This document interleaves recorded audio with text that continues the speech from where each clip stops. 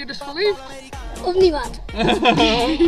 Ja, maar wat was die bij die pompoen, Niels? Weet ik net. Wist dat net? En wat was dan voor die peel? Praten. Praat, oh.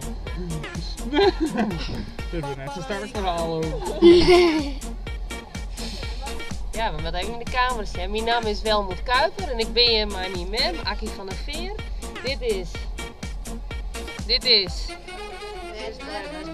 Red Menalda is nou uit beeld. Je moet eigenlijk hier staan. En dat is...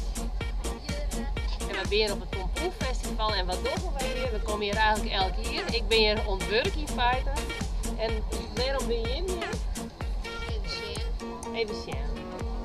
En wat is er al je te zien? Ja, Maar ik ja, het is een heel soort te beleven, zeg maar. Het waar hier wat beter in. Het is eigenlijk elke keer mooi waar, maar het Pompoenfestival, daar kom ik een heel soort meestal op af. Het is je wordt een beetje koud, maar het is eigenlijk elke keer heel mooi waar. Het is een liedstwarp, Jellem, en er zijn een heel soort liedstwarpen in omjouwing waar van alles te beleven is. Nou, ik vind pompoencake heel erg lekker. Ik kom hier elk jaar opnieuw om de cake op te eten. En de sop.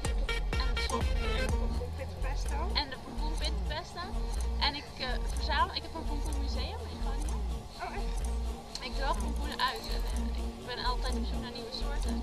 Dus, ik ben zo met hier teruggekomen. Ja, ze hebben dit jaar hele leuke steeltjes.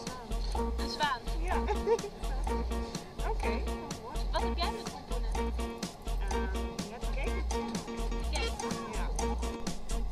Nou jongens, dit is dan.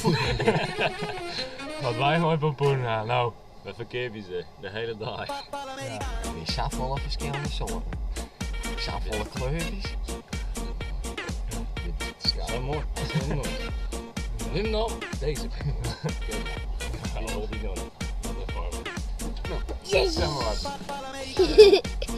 Ik vind het leukste om bij het kaarsjes te maken.